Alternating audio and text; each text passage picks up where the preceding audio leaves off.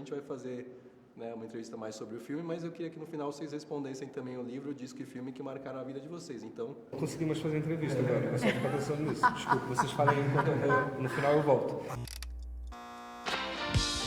Estamos entrando no ar com a Fluminense FM, a maldita.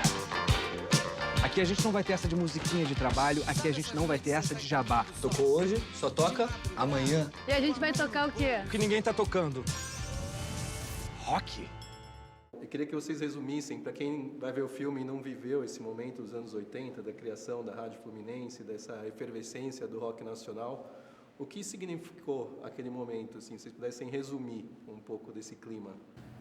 Significou uma mudança de direção na cultura e na juventude brasileira. Assim. Acho que representou uma integração maior com o mundo e com a atualidade dos anos 80, saindo desse lugar fechado que a gente estava aqui no Brasil, com a ditadura e com muita coisa em volta. Assim, acho que foi a hora que o Brasil se abriu para o futuro. Né? Tem sido muito bom o retorno das pessoas que estão assistindo, falando assim, eu me sinto, eu fico desejoso de ser dessa galera, de fazer uma parada juntos eu acho que e aí eu acho que isso tem a ver com hoje em dia também, mas tem uma coisa desse filme que é como é que você faz com toda a precariedade, sem grana, sem estrutura, sem edital, seja o que for, para fazer o negócio que você quer fazer, que você não sabe se vai dar pé ou não, mas que acaba tendo um marco e de uma força e que muda a vida de tanta gente, né? A gente tem falado muito disso, o Johnny tem reforçado muito isso, assim. Se não fosse o Luiz Antônio na Fluminense FM botando para tocar as fitinhas cassetes de tantas bandas de rock gigantes nacionais que a gente não sabe o que teria sido, assim, da história do rock, né? Assim.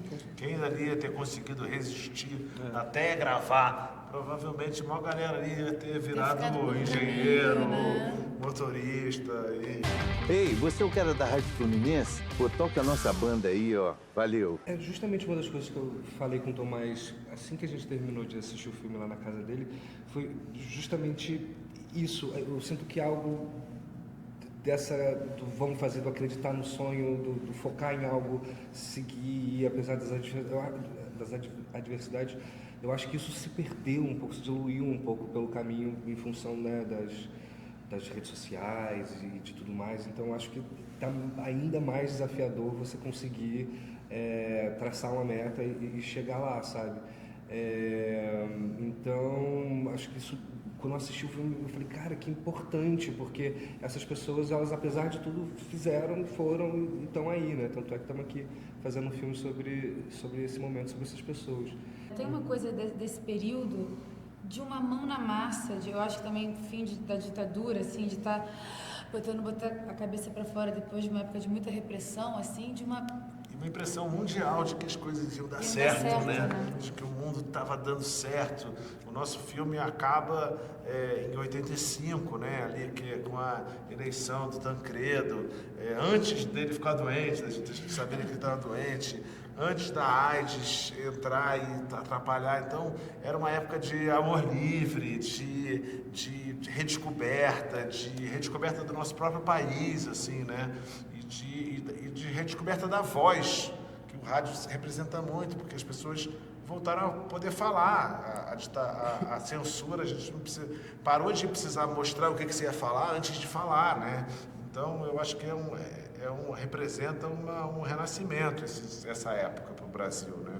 Rock and roll. Isso é completamente doido. Atenção, ouvintes, interrompemos a nossa programação para entrar ao vivo direto da cidade do rock. Se vocês pudessem resumir um pouco da importância da música e da cultura na formação de uma personalidade, até de vocês, na experiência pessoal mesmo, o quanto a música, o quanto esse contato com a cultura, com as artes, moldou um pouco da personalidade de cada um de vocês. Para mim, muito, assim, eu já comecei com um rock bem garoto, assim, eu adorava Beatles, bem molequinho, assim, e depois a MPB, e eu acho que eu conheci muito do Brasil, e dos questionamentos e da política através até do Legião. Adorava, adolescente, escutava muito, sabia todas as letras, cantava do início ao fim. Então tem milhões de uma formação política também, uma formação estética, muito ligada à música, assim. O Brasil, é uma coisa que a gente faz em alto nível mundial, é música. A gente vende música para todos os países do mundo. Assim, a gente é uma potência mundial em relação à música, assim. Então, ela mexe com todo mundo, desde cada lugar pergunta o que é música para um baiano. Ela pergunta diferente de um carioca, que é diferente de um pernambucano. Então, para mim, foi essencial na minha formação.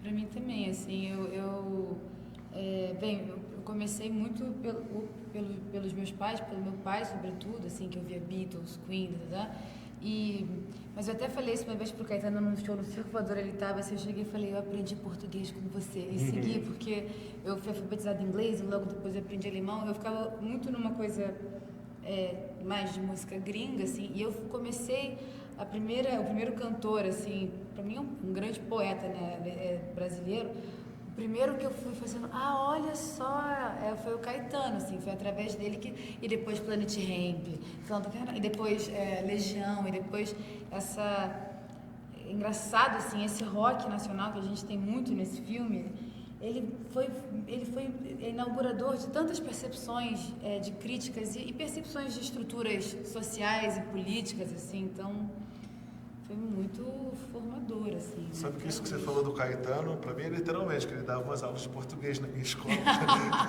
Então, eu realmente aprendi português com o Caetano. No SEAT, Uau.